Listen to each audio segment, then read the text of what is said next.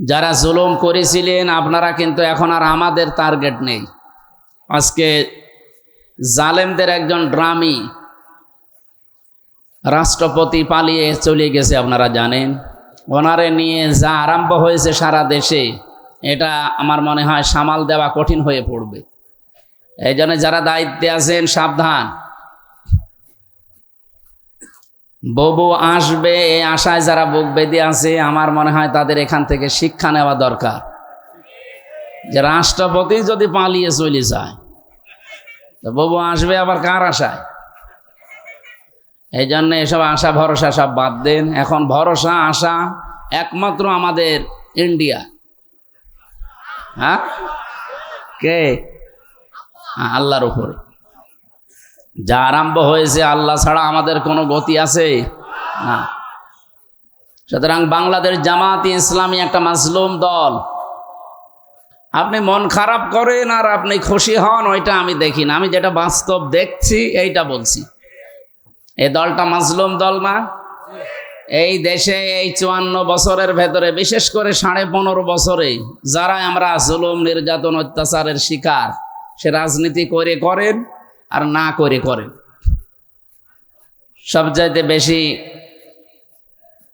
Steam roller যাদের ওপরে গেছে তারা এই বাংলাদেশ জামাত ইসলামী, ইসলামী ছাত্র শিবির, আর একটা মেয়েদের সংগঠন আছে ইসলামী ছাত্রী সংস্থা, এদের ওপর একটু বেশি হয়ে গেছে। আমি তো কিছুই ছিলাম না, আমি শুধু সাপোর্ট করতাম, তাই আমার উপরে যা গেছে। এই যে আসার পরে আমি স্যারকে বলছিলাম যে আমি এই লোহার চেয়ারে বা কাঠের চেয়ারে বসতে পারি না। ওরা রিমান্ডে আমারে মাথার চুল থেকে পায়ের তালু পর্যন্ত 1 ইঞ্চি জায়গা বাকি রাখে না, টর্চার করতে। এই জন্য বসতে পারি না। 10 মিনিট বসলে আমার ব্যথা শুরু হয়ে যাবে, কারণ এমন জায়গায় কিছু দিয়েছে যেখানে মানুষকে দেখানো যায় না। এই জন্য বললাম যে একটু গদি সিস্টেম করে দেন, যেন অন্তত ঘন্টাখানিক বসে থাকা যায়। আমি সমর্থক হওয়ার পরে যদি এই অত্যাচার আমার উপরে যায়, যারা দায়িত্বে ছিল কি গেছে আপনি বলেন তো? আর সেই দলের সর্বোচ্চ 2য় স্থানে যিনি আছেন, আমাদের এই খুলনা বিভাগের গর্ব, সাবেক এমপি, ইসলামিক চিন্তাবিদ, শিক্ষাবিদ, রাজনীতিবিদ, হাজার হাজার ছাত্রের উস্তাদ ছিলেন অধ্যাপক মিয়া গোলাম পরোয়ার। উনি অলরেডি আল্লাহর ঘর কাবায় পৌঁছিয়ে গেছে, আলহামদুলিল্লাহ। উনি এখন আল্লাহর মেহমান, আপনাদের জন্য দোয়া করবে আমি আশা করি। হায়াতে তজ্জেবা সিহাতে কল্লিয়া যেন আল্লাহ তাকে দান করেন। আগামীতে এই মানুষগুলোকে আমরা মাথার উপরে চাই, যাদের জীবনে দুর্নীতি এবং মানুষের টাকা পয়সা আত্মসাৎ করার কোনো রেকর্ড আজ পর্যন্ত নেই। আমার মনে হয় মরণ পর্যন্ত পাওয়া যাবে না ইনশাআল্লাহ। আমার পাশের বিল্ডিংয়ে ছিল লোকটা, 3টা বছর আমি তাকে পেয়েছি কাছে। এখলাস আছে ভেতরে। আপনাদের খুলনার সন্তান বলে বলছি না, আমি নিজে কাছ থেকে দেখেছি, এই জন্য ভেতরে এখলাস পেয়েছি। আর এখলাস যাদের ভেতরে থাকে, যে মানুষগুলো দুনিয়া মালুম বেমালুম ভুলে আখেরাতের চিন্তা নিয়ে ব্যস্ত থাকে, তাদেরকে এমন সূক্ষ্ম সূক্ষ্ম বিষয় আল্লাহ নিজে দান করে যেটা পৃথিবীর অন্য কাউকে আল্লাহ দেয় না। তার ভেতরে আমরা এগুলো পেয়েছি। আল্লাহ রাব্বুল আলামিন তার হজে মাবরুর, আল হাজ্জু ইয়াহদিমু মা কানা ক্বাবলা, কেউ যদি হজ করে পৃথিবীর পেছনে যত অপরাধ ছিল সব আল্লাহ মাফ করে দেয়। আল্লাহ যেন তাকে সত্যি এইভাবে আজকে হজ করে অন্তত উনি হয়তো 15-20 দিন থাকবেন, শেষ করে যেন আমাদের কাছে সঠিকভাবে ফিরে আসতে পারেন। বলেন আমিন। এ মাহফিলে গতকাল যারা কথা বলেছিলেন, ডক্টর মাওলানা হাবিবুর রহমান, প্রধান অতিথি ছিলেন জনাব মোহাম্মদ জহুরুল হক, সভাপতি ছিলেন জনাব আমিনুল ইসলাম সরদার।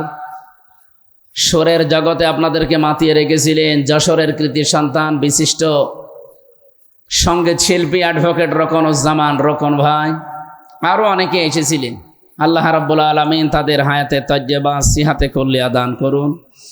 এ মাহফিলে উপস্থিত আছেন, যার মাধ্যমে অনুষ্ঠানটা নিয়েছিলাম, বিশিষ্ট চিকিৎসাবিদ, আপনাদের খুলনার সন্তান, বড় ভাই জনাব ডাক্তার মিজানুর রহমান।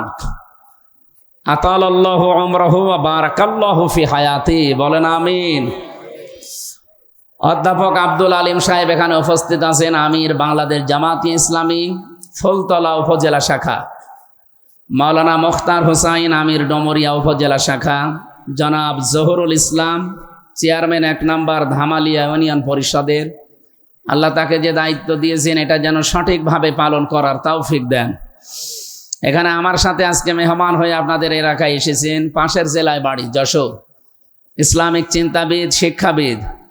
ওনার যে ডিগ্রি, আমার মনে হয় আমার মাথার উপরে চাপিয়ে দিলে আমি ঘুমিয়ে পড়ব, এত ডিগ্রি নিয়েছে জীবনে।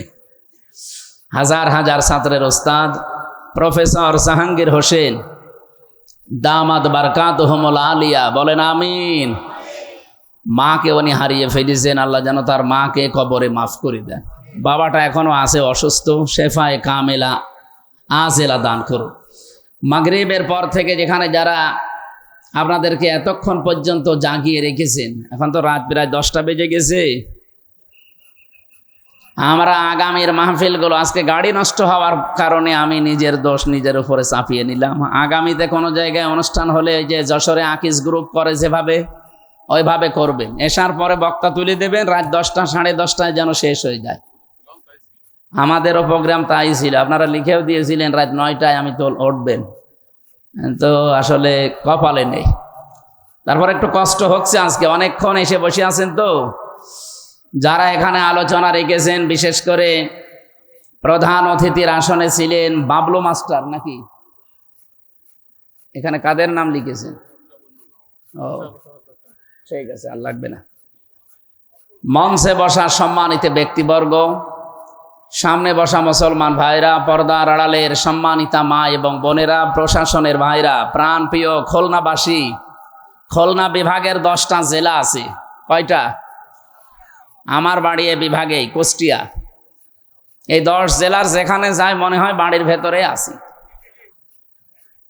অন্য জেলায় গেলে তখন মনে হয় যে না, একটু বাইরে মনে হয় পাশের বাড়ি আসলাম। যখন চট্টগ্রামে যায়, কক্সবাজারে যায়, সিলেটে যায়, মনে হয় যে পাশের বাড়ি বেড়াতে এসেছি।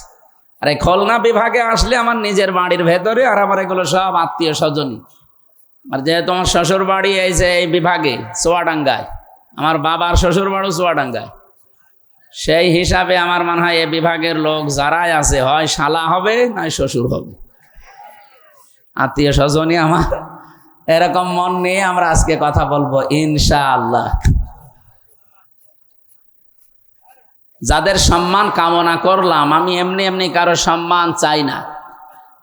ওয়ারাফা'না লাকা যিকরাক, কোরআনে কারিমে আল্লাহ জানিয়েছেন, হে নবী আপনার সম্মানকে আমি উপরে তুলি নাই। প্রশ্নবোধক চিহ্ন, এটা ইন্টারগেটিভ সেন্টেন্স, হরফে ইস্তেফহাম দিয়ে আল্লাহ আরম্ভ করেছেন, ওয়ারাফা'না লাকা যিকরাক, আমি আপনার সম্মান মর্যাদা কি উপরে তুলি নাই। এ দায়িত্ব কে নিয়েছেন? আপনি চিন্তা করতে পারেন, যেখানে আল্লাহর নাম সেখানে রাসূলুল্লাহর নাম।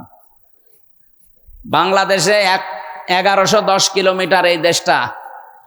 টেকনাফের একেবারে শেষ গ্রাম থেকে আমি গাড়ি ছাড়লাম, পঞ্চগড়ের তেতুলিয়ার বাংলা বান্ধা পোরাটা আমি চালিয়েছি। 1110 কিলোমিটার হয়। আমি হিসাব করে দেখলাম পোরাটা আল্লাহর নাম কমপক্ষে 13 মিনিট 10 সেকেন্ড একাধারে আল্লাহর নাম উচ্চারণ হয়।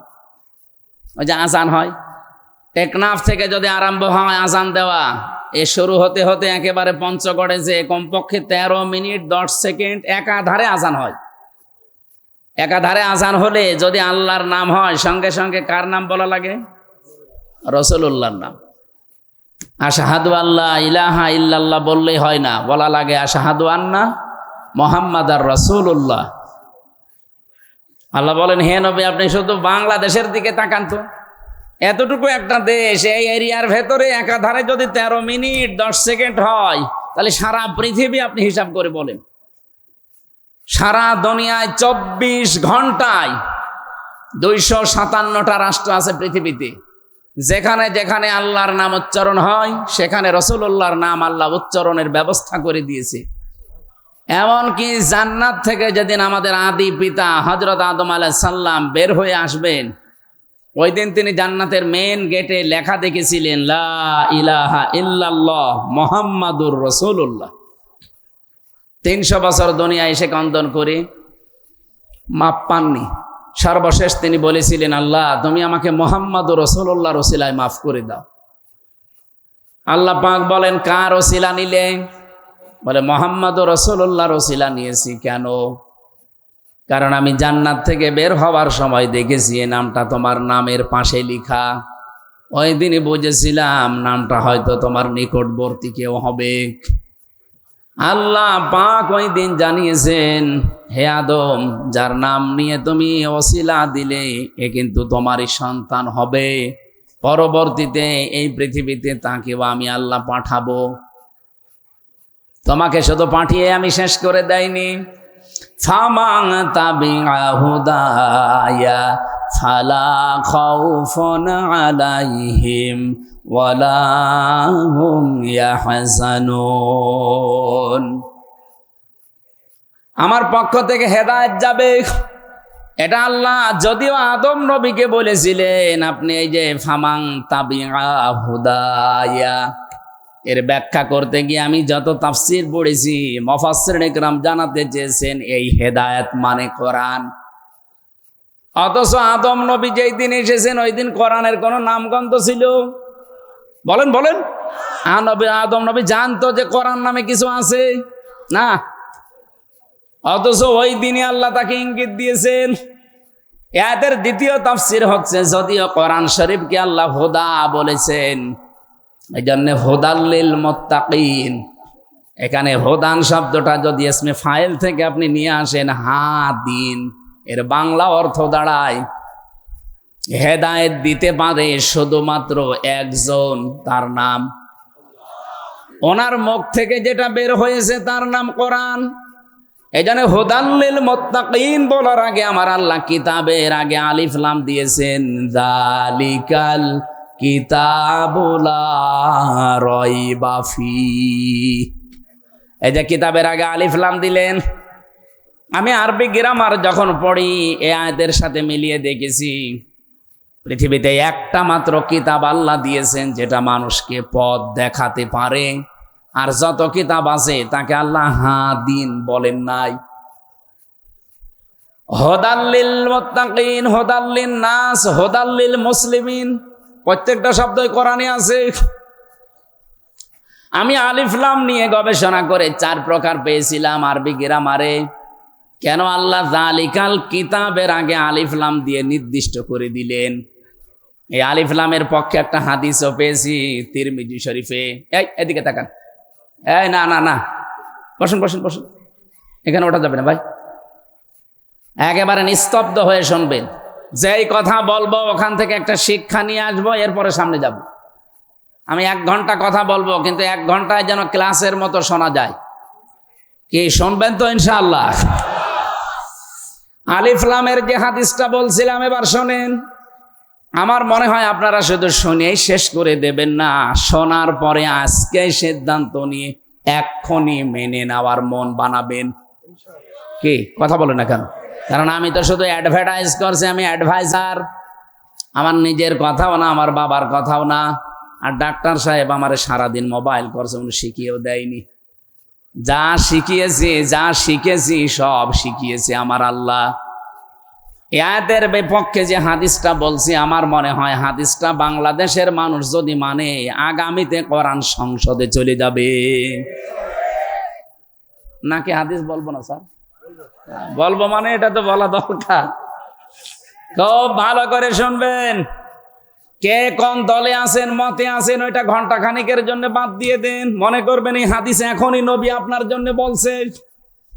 মানিত্তাবাল হুদা, এই যে হাদান শব্দ, হুদা শব্দের ব্যাখ্যা করতে গিয়ে এই হাদিসটা আমি পেয়েছি হযরতে আবু হুরায়রা রাদিয়াল্লাহু তাআলা আনহু থেকে বর্ণিত। বিশ্ব নবী জানিয়েছেন, মানিত্তাবাল হুদা বিগাইরিল কোরআন আদাল্লাহুল্লাহ।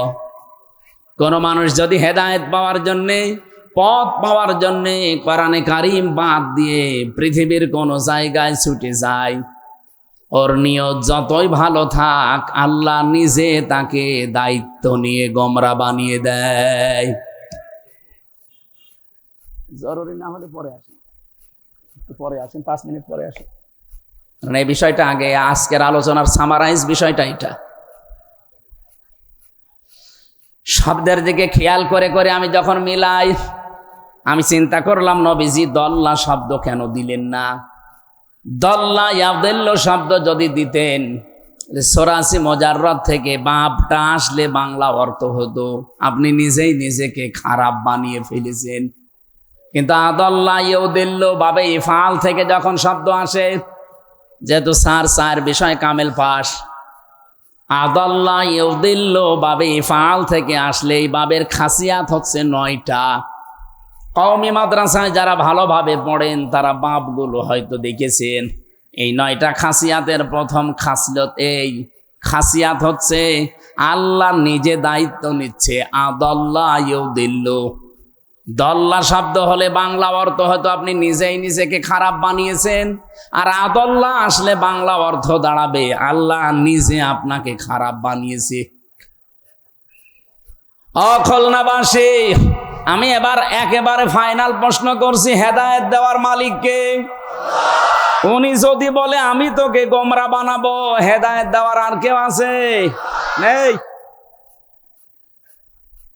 কত বড় কঠিন কথা নবীজি শোনালেন। আদাল্লাহ হুল্লাহ, আল্লাহ নিজে ফাইল, এখানে নিজে কর্তা হিসাবে কাজ করছেন। বলেন আমি তোকে খারাপ বানাবো, যেখানে কোরআন নেই, যদি তুই ওখানে ভালো হওয়ার নিয়তেও থাকিস। এবার বাংলাদেশের 56,000 বর্গ মাইলে আপনি হাদিসটা মিলান। এই দেশে যত পীর সাহেব আছে, আমি পীরদেরকে সম্মান করি, শ্রদ্ধা করি, কিন্তু যেই দরবারে পীর নামে কলঙ্ক বসে আছে, কোরআন চলে না সেখানে, ওই দরবার যদি আপনার বাবাও তৈরি করে, আপনি ভালো হওয়ার নিয়তেও থাকলে খারাপ বানিয়ে দেবে কে? সুতরাং এরকম দরবারে যাওয়া যাবে? বলেন। 48,000-এর উপরে দরবার এই দেশে এখন।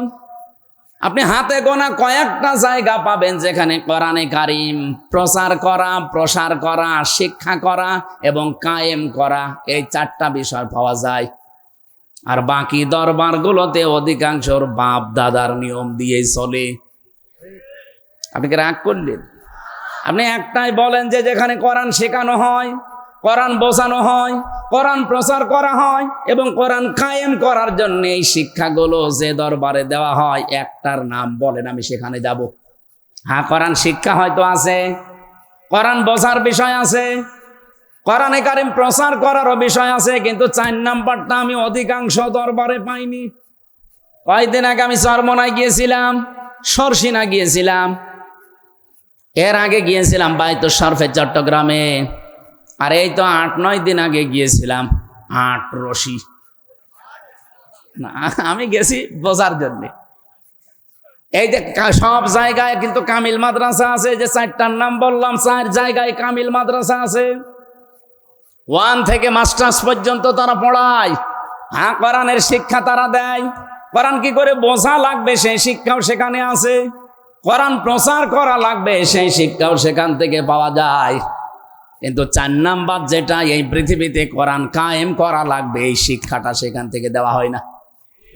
ওখান থেকে যদি এই শিক্ষাগুলো কেউ দেওয়ার জন্য একটু চেষ্টা করে, তাকে বাদ দিয়ে দেয়। কেউ যদি নেওয়ার চেষ্টা করে, তাকেও সাইদি সাহেবের মতো বের করে দেয়।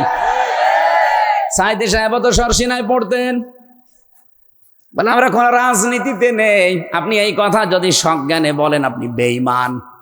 কারণ নবীজি জীবনে রাজনীতি করেননি। উনি রাজনীতি না করলে রাষ্ট্রপ্রধান হলেন কি করে? আপনি বাঙালিকে হাইকোর্ট দেখান, ভাটামি করার জায়গা পান না। বলেন না, আমরা একটা তন্ত্রে মন্ত্রে আছি, আমি একটা আদর্শ নিয়ে আসি। আপনার আদর্শ হওয়া লাগবে রাসূলুল্লাহর আদর্শ।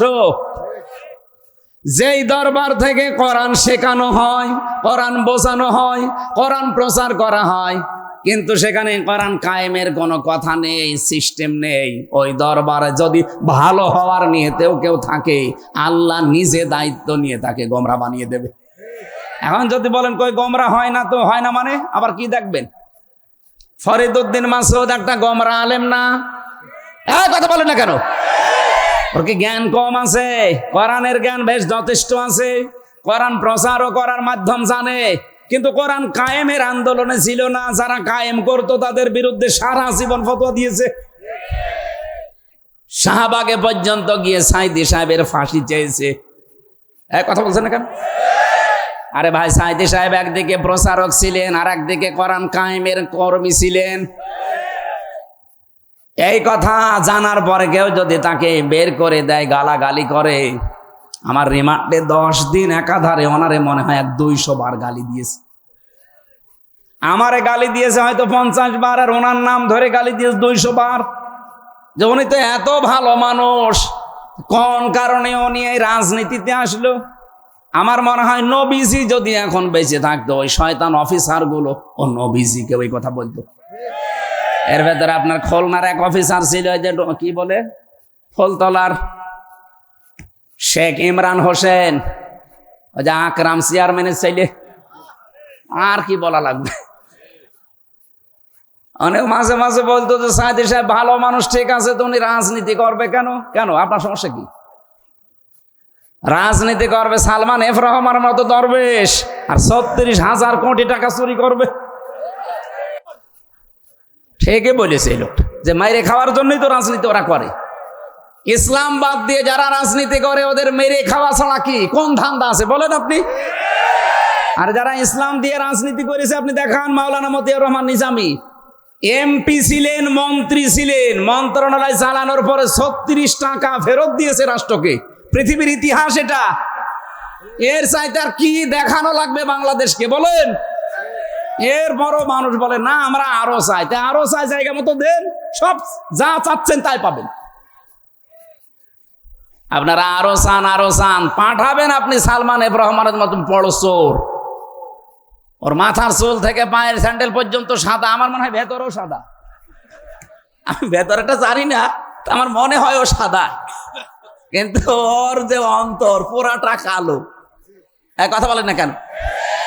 আমার মাথায় দড়ি দিয়ে, পেছনে হ্যান্ডকাপ দিয়ে, মাথায় কালো টুপি লাগিয়ে, পায়ে ডান্ডা বেড়ি লাগিয়ে, বুকের উপরে ওই যে সেই জ্যাকেট পরিয়ে, মাথার উপরে ওই যে কি টুপি দেয়, ওইটা দিয়ে যখন আমারে আদালতে নিয়ে যেত, আমি নিজে দেখেছি এই লোকটা আমার দিকে তাকিয়ে টিপ্পনি কাটছে। এই সালমান এফ রহমান, এই দরবেশ বাবা। আমি বের হওয়ার পরে এজলাস থেকে ও দেখলাম ওই খাস কামরায় ঢুকে ওই যে ম্যাজিস্ট্রেট ছিল, জজ ছিল, তারে কি যেন বলে দিল। আমার মনে হয় এই কথাই বলেছে যে মাওলানা মামুনুল হক, মুফতি আমির হামজা, মাওলানা শাখাওয়াত হোসেন রাজি, এরা যেন বের না হয়। এই জন্য মামলাটা 30 বার তুলেছে, সিএমএম কোর্ট, জজ কোর্ট, হাইকোর্টে, না একদিনও জামিন দেয়নি। অথচ এই মামলা আগস্টের 5 তারিখের পরে শুধু তুলতে দেরি, জামিন না খারিজ করে দিয়েছে। তো জিনিস তো সবই একই ছিল, খালি হাত আগে বাঁধা ছিল, এখন একটু হাত খোলা আছে। আমরা দেখতে পাচ্ছি এখনো অনেকের হাত খোলা না। এই জন্য এটিএম আজহার সাহেবের রায় আজকে 27 তারিখ পর্যন্ত আবার পেছিয়ে গেল। এর পেছনে যারা হাত বেঁধে রেখেছেন, এই হাতগুলো আমরা চাই আবু সাইদের মতো এভাবে খুলে দেওয়া লাগবে। আর এটা হবে তখন আগামীতে যখন এই কোরআনটা সংসদে যাবে, যারা দায়িত্বে থাকবে সবার হাত থাকবে খোলা। কথা বলেন না কেন? হাত বাঁধা থাকলে কি হয়? হাত বাঁধা থাকলে কি হয় আমি তো দেখলাম এই 3 বছর, আর হাত খোলা থাকলে কি হয় এই 1 বছরে টের পেলাম। এই জন্য আমরা চাই আগামীতে যারা আসবে, এখনো যারা আছে, এদের হাত অনেকের বাঁধা। কি কথা বলছেন? প্রতিবেশী নামে একটা কলঙ্ক পেয়েছি আমরা, তামাম দুনিয়ার নিকৃষ্ট একটা প্রতিবেশী আমরা পেয়েছি। এই শয়তানদের সাথে যারা আলোচনা করে তাদেরকে ওরা মুক্ত করে দেয়। দেখেন, ফাঁসির আসামি পর্যন্ত, মার্ডার মামলার আসামি সব বেরিয়ে চলে আসছে। আর একটা মাজলুম মানুষ, এটিএম আজহারুল ইসলাম, তার যে সাক্ষী, এটা পৃথিবীর 8ম আশ্চর্য জিনিস, কারণ 6 কিলোমিটার দূর থেকে সাক্ষী দিয়েছে। আমার মনে হয় ওর চোখে শকুনের চোখ লাগানো ছিল, তাও তো সম্ভব না। কি আশ্চর্য সাক্ষী! আর সাক্ষীগুলো যে বানানো, মিথ্যা, এটা তো আমি নিজে ভিকটিম। কারণ আমার যে 4 জন সাক্ষী, আমার মামলা ছিল আমি আনসারুল্লাহ বাংলা টিমের প্রধান, অথচ ছাতা আছে কি আমি জানি না। এরপরে ওরা কিন্তু মিথ্যা সাক্ষী জোগাড় করেছিল কুষ্টিয়া 4 জনকে। আমার মামলার যেদিন আমার রায় হবে ওই দিন ঠিক ওই 4 জনকে নিয়ে এসেছে। আমি ওনাদেরকে জীবনে ওই দিন প্রথম দেখলাম। বললাম যে ভাই আপনি কোনোদিন আমার দেখেছেন? বলছেন না। আমার নাম শুনেছেন? বলছে হ্যাঁ শুনিস। নাম শুনি আপনি সাক্ষী দিয়ে দিলেন যে আমি বাংলা টিমের প্রধান ছিলাম, তার সারা বাংলাদেশে। আপনি কি বাংলা টিম কিছু বোঝেন? বলছেন না। না মানে আপনি কিছু বোঝেন না, আমারে চেনেন না, আর আপনি সাক্ষী দিতে চলে এসেছেন? বলছে আমার যা যা বলেছে আমি তাই তাই করছি। এই ছিল দেশের অবস্থা। এটি মাযহারুল ইসলামেরও এই অবস্থাই, কিন্তু বাঙালিকে বারবার হাইকোর্ট দেখাচ্ছে। যারা দায়িত্বে আছেন আমরা জানি পেছনে কারা। রাঘব বোয়াল আছে। এই দেশে যারা রক্ত দিয়েছে তারা ইসলামপন্থী মানুষদের ছেলে মেয়েরা। কথা বলেন না কেন? সুতরাং আগামীতে আর কোনো হাইকোর্ট আমরা দেখতে চাই না। এই 15.5 বছরে যারাই জেলে ছিল এই রাজনৈতিক মামলায়, এই হাসিনার প্রতি হিংসার কারণে প্রত্যেককে বিনা কারণেই ছেড়ে দেওয়া লাগবে। এদের কিসের বিচার? বিচারপতি যেখানে পালিয়ে যায়, মামলার রায়ও পালিয়ে যায়। মামলায় যারা রিমান্ডে নিয়েছিল তারা পালিয়ে গেছে, এমনকি রাষ্ট্রপতি সাবেক সেটাও পালিয়ে গেছে কালকে। এরপরে আবার মামলা থাকে কোন যুক্তিতে আমি তো খুঁজে পাই না। আমাদের দেওয়ালে যদি পিঠ থেকে যায় না, তখন আর কিন্তু এই পানি পড়া, তেল পড়া, আপেল পড়ায় কাজ হবে না। গত কয়েকদিন আগে নারায়ণগঞ্জে মনে হয় যে বাড়িতে ছিলাম, ওই বাড়িওয়ালা 2টা ছেলে আছে ওনার, আর একটা ছেলে পেটে 6 মাস ছন করে, ওইটাও ছেলে। তো লোকটার খুব আশা যেন এবার মেয়ে হয়। একটা পানির বোতল আর একটা আপেল নিয়ে বলছে হুজুর এমন ভাবে আপেল পড়ে দিন যেন এবার আমার মেয়ে হয়। আমি বললাম আমি কি ডাউনলোড করে দেব? এটা যদি আমার হাতে থাকতো যে আপেল পড়ে দিলে, পানি পড়ে দিলে ছেলে মেয়ে হয়ে যায়, মেয়ে ছেলে হয়ে যায়, তা আমার 3টা মেয়ে হইতো না। আমি ওই 2টার পরে বহু দোয়া করেছিলাম যে এবার যেন ছেলে হয়, তারপরে হয়নি। আমি সারাদিন দরকারে ম্যাডামরা খালি আপেল খাওয়াতাম না। সম্মানিত ভাইরা, আমরা আর হাইকোর্ট দেখতে চাই না। এই বাঙালি জাতি আগামীতে চাই এই নিরপরাধ মানুষকে সসম্মানে মুক্ত জীবনে ফিরিয়ে দেওয়া হোক। এটা যদি কারো কাছে রাজনীতি মনে হয়, হ্যাঁ এটা আমার রাজনীতি। যদি এটা মনে করেন যে এটা ধর্ম ব্যবসা, হ্যাঁ এটা আমার ধর্ম ব্যবসা। আমি নিরপরাধ মানুষের পক্ষে কথা বলতে চাই। এই কথা বলেন না কেন? তারেক জিয়া নিরপরাধ ছিল, ছেড়ে দিয়েছেন, আমরা খুশি হয়েছি। ম্যাডাম খালেদা জিয়া নিরপরাধ ছিল, ছেড়ে দিয়েছেন, খুশি হয়েছি। আমরা চাই আজহার সাহেব নিরপরাধ, ছেড়ে দেওয়া লাগবে। কারা চান দেখি? লিল্লাহে তাকবীর।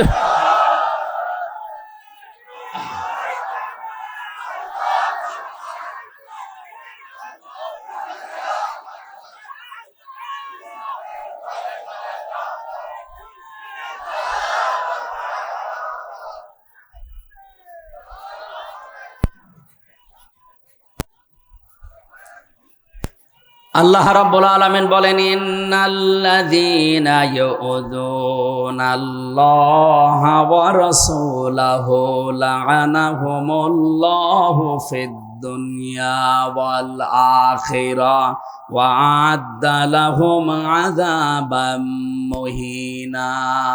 এদিকে তাকান ভাই, আমি কোরআন থেকে শিক্ষাগুলো বের করেছি।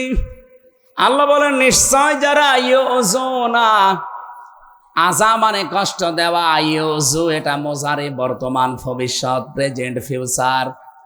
রব্বুল আলামিন এখানে 2টা কাল সমন্বয় করে শব্দটা বানিয়েছেন। নিশ্চয় যারা কষ্ট দিচ্ছে আল্লাহ এবং রসুলকে, এবং সামনেও দেবে না, কিছু লাগবে না। লা'আনাহুমুল্লাহু ওয়া রাসূলুহু, লা'আনাহুমুল্লাহ, আল্লাহ বলেন আমি নিজে লানত করি, বরদোয়া দেই। ফিদ দুনিয়া ওয়াল আখিরাহ, দুনিয়া এবং আখিরাতে। ওয়া আ'আদ্দা লাহুম আযাবাম মুহিনা, আর তাদের জন্য অপমানজনক শাস্তি আমি আল্লাহ রেডি করে রাখি। এই 54 বছরে যেহেতু আল্লাহর বিধানটা এই জমিনে কায়েম হয়নি, আল্লাহর কষ্ট হচ্ছে না? কথা বলেন না কেন? জমিনের মালিক যিনি, বিধান দিয়েছেন তিনি, তার বিধান আজ পর্যন্ত এদেশে এই ৫৪ বছরে আমরা ৯২% মুসলমান দাবি করার পরেও কায়েম করতে পারি নাই। আপনার কাছে নিজের কাছে জিজ্ঞাসা করে দেখেন যে আল্লাহর কষ্ট হচ্ছে কিনা। আল্লাহ দিয়েছিলেন এইটাই পৃথিবীতে এই জমিনে কায়েম করার জন্য, একটা বিধান আজ পর্যন্ত কায়েম করতে পারলাম না। আমরা যেগুলো নিয়ে বাড়াবাড়ি করি, বেশি ফতোয়াবাজি করি, একটা প্রশ্নও কিন্তু আল্লাহ কবরে ওই সম্পর্কে জিজ্ঞাসা করবে না। আপনি নামাজ নিয়ে বাড়াবাড়ি করছেন, হয়তো নামাজের সিস্টেম নিয়ে, মোনাজাত নিয়ে, আমিন নিয়ে, বিভিন্ন রকম জিনিস নিয়ে আজ বাড়াবাড়ি ছাড়াছাড়ি আছে না নেই? রোজা নিয়ে আছে, হজ নিয়েও আছে, জাকাত নিয়ে আছে, অথচ একটা বিধান সম্পর্কে এখনই মরে গেলে আমার আল্লাহ একটাও জিজ্ঞাসা করবে না। প্রথম নাম্বারে যে প্রশ্ন সেটা কিন্তু এই রাজনীতির প্রশ্ন। যারা কোরআনের কথা শুনলে রাজনীতি মনে করেন যে হ্যাঁ এটা রাজনীতি হচ্ছে, হ্যাঁ আপনি শোনেন, এখনই মরে যান। মার রব্বুকা, তোমার রবকে। আপনি যদি বলেও ফেলতে পারেন যে রব্বি আল্লাহ, আমার রব আল্লাহ, সঙ্গে সঙ্গে ফেরেশতা জিজ্ঞাসা করবে রব মানে কি জানো? আমি পড়া কোরআন শরীফের রবের ১৯টা অর্থ পেয়েছি, সামারাইজ করে 5টা বানিয়েছি। তাফসির থেকে আমি নিজে বানাইনি, তাফসিরে ফি জিলালিল কোরআনে আছে, সাইয়্যিদ কুতুব দিয়েছেন। রব শব্দের প্রধান অর্থ হচ্ছে রব মানে সৃষ্টিকর্তা। যা কিছু সৃষ্টি সব প্রথমে করেন কে? বলেন বলেন। এই যে আসমান আর জমিন, এটাকে আল্লাহ কাউকে দেখে দেখে বানিয়েছেন না। এটা যা বানিয়েছেন ওনার নিজের জ্ঞানে, নিজের আয়ত্তে, নিজের পরিকল্পনায়, কোন রকমের নমুনা ছাড়া, কোন রকমের মডেল ছাড়া ওনার মন যা বলেছে সেভাবে বানিয়েছে। এই জমিনটা সবুজ করে দিয়েছে, এটাকে আমাদের কারো কাছে জিজ্ঞাসা করে যে এইভাবে নদী দেন, এইভাবে সাগর দেন, এইভাবে সবুজ দেন, পরিকল্পনা পুরাটা কার? বলেন বলেন। আরে ভাই ৩-৪ বার আমি বলছি, এমনি না, এখানে একটা শিক্ষা আছে। তো বাংলাদেশে আমাদের দায়িত্বে যিনি ছিল এই কথাটাই সে উল্টিয়ে ফেলেছে। ফসলে বরকত হওয়ার পরে কি বলল? যে মা দুর্গা গজে ছড়িয়ে এসেছে, এই জন্য ফসলে বরকত হয়েছে। একটা কথা হইল, ফসলের বরকত সৃষ্টি করার মালিককে? দুর্গা। এ কথা যদি গোবিন্দ পরামানিক বলতো কিচ্ছু বলতাম না। এটা হাসি মানুষ, কি হাসি না? গোবিন্দ পরামানিক যদি বলতো এই দেশে যত বরকত হয় সব মা দুর্গা দেয়, আমি কিচ্ছু বলতাম না। কিন্তু যে মহিলায় কথা বললো, আপনি চিন্তা করতে পারেন, 18 কোটি মুসলমানের দায়িত্বে সেই মহিলা একজন হাজি, আর সে বলছে এই যে ফসলে বরকত, এগুলো মা দুর্গা গজে ছড়িয়ে এসেছিল এই কারণে। আপনি আল্লাহকে রব হিসাবে বিশ্বাসিত করেন না, কারণ রব মানে সৃষ্টিকর্তা। ফসল সৃষ্টি করেন কে? বরকত সৃষ্টি করে দেন কে? আর আপনি কোন দুর্গার দিকে নিয়ে গেলেন? কবরে যান, আল্লাহর কসম আপনি রব্বি আল্লাহ বললে টিকবে না, কারণ আপনি আল্লাহকে সৃষ্টিকর্তা মানেন না, বিশ্বাসও করেন না। আপনি সৃষ্টিকর্তা মানেন দুর্গাকে। কথা বোঝা গেছে? একটা একটা করে সিরিয়াল করে আপনি অর্থগুলো মিলাবেন। ২য় নম্বর পেয়েছি, রব মানে আইনদাতা। রব মানে, এটা কি নামাজ রোজার প্রশ্ন? বলেন বলেন। আপনি চিন্তা করে দেখেছেন কবরের প্রথম প্রশ্ন রাজনৈতিক প্রশ্ন? যে তোমার রবকে যেই জিজ্ঞাসা করার পরে আপনি জবাব দিতে যাবেন, সঙ্গে সঙ্গে কিন্তু এই জবাবটা ফেরেশতারা বলবে যে রব মানে আইনদাতা। তোমার যে দেশ, এই দেশে আল্লাহর কোন আইন চলতো একটু বলো। 2-1টা আইন যদি হাংসিক একটু চলেও, নারী কমিশনের নাম নিয়ে এই শয়তানরা আরো সব পাল্টিয়ে দিয়েছে। কে কি দিয়েছে শয়তান পর্যন্ত আমার মনে হয় এখন হাসতেছে যে এ কি গো, আমিও তো এত নিচে নামি নাই। ওদের 318 পৃষ্ঠা আমি পুরাটা পড়েছি। এই 7-8 দিনে পুরাটা পড়ে আমি এতটুকু পেয়েছি যে ওখানে 13টা কোরআনের আয়াত ওরা ভুল ধরেছে। আলালাহুল খালক ওয়াল আমর আয়াতটা ওরা পাল্টাতে চায়। ওরা বলছে দেহ আমার, সিদ্ধান্ত আমার। অথচ আল্লাহর কোরআন জানিয়েছে সূরা আরাফের 54 নম্বর আয়াতের এই যে মাঝের অংশে আছে আলালাহুল খালক ওয়াল আমর, এ পৃথিবী বানিয়েছি আমি, এখানে সিদ্ধান্ত চলবে কার? তা আপনি আয়াতটা পুরো পাল্টিয়ে দিলেন। 15.5 বছর যারা ছিল তাদেরও তো এত বড় দুঃসাহস হয়নি। সুতরাং এদেরও দুঃসাহস হইতো না। এদের পেছনে রাঘব বোয়াল কারা আছে আমরা জানি। আপনি চিন্তা করতে পারেন, এই যে 26টা কোরআনের আয়াতের বিরুদ্ধে কেস দিয়েছিল ইন্ডিয়া, সেই প্রসেসে 13 কত হয়? ওরা 26টা দিয়েছে, এরা হাফ দিয়েছে। এটাও তো একটা মামলা। এরা পাল্টিয়ে ফেলতে চায় এগুলো। যতগুলো দিয়েছে সব আমি কোরআনের আয়াতের সাথে মিলিয়ে মিলিয়ে দেখলাম, সব কোরআনের বিরুদ্ধে। এই জন্য রব হিসাবে আপনি যদি বলে ফেলেন যে আমার রব আল্লাহ ছিল, আল্লাহর ফেরেশতারা মানবে না। বলবে কি বললি? একটা আইন তোর দেশে ছিল না, আর কি করে বলিস আমার রব আল্লাহ? 2 নম্বরের প্রশ্নটাও রাজনৈতিক। আমা দিন ওকা, তোমার দিন কি, জীবন ব্যবস্থা কি? দিন মানে শুধুমাত্র ধর্ম না, দিনেরও 17টা অর্থ আছে। আমি আর এই কিতাবের ভেতরে আমি লিখে রেখেছি দিনের 10টা অর্থ প্রধান। একটাও আমাদের সাথে কবরে গেছে মিলছে না। আর আপনি কথা শুনলেই শুধু রাজনীতির গন্ধ খোঁজেন। যেদিন ধরা খাবেন ওই দিন আমার কথা মনে হবে। বলছে ঠিক।